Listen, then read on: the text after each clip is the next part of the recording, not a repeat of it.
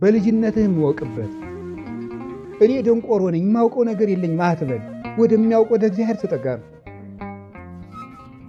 ከቃሉ ጋር ናችሁ።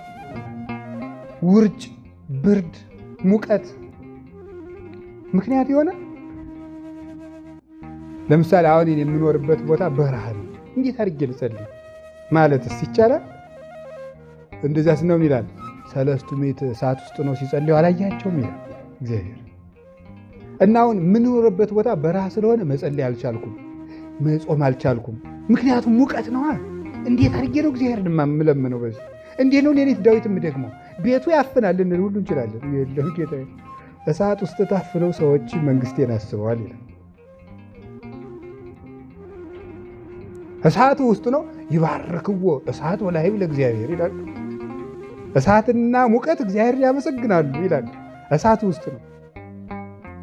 በረዶ እንዴት አድርጎ እዚህ ደጋ ላይ ስንል ደግሞ ይባርክዎ ደደኮ መርቄ ለእግዚአብሔር።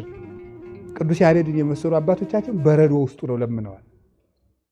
40 ሐራ ሰማይ 40 ቀን በበረዶ ኑረዋል። በረዶ ውስጥ ተጥለው ፈጣሪያቸውን ሳይረሱ 40 ቀን ወታደሮች እኮ ናቸው። ክርስቶስን ከምንግድ በረዶ ይሻለናል። አሁን ታዲያ ምንድን ነው ቦታ እንዳንድን ያደረገን፣ መልካም እንዳንሰራ ያደረገን ቦታው ይሆን? በፍጹም አይደለም። ከቃሉ ጋር ናቸው። እግዚአብሔር ከሁላችን ጋር ይሁን።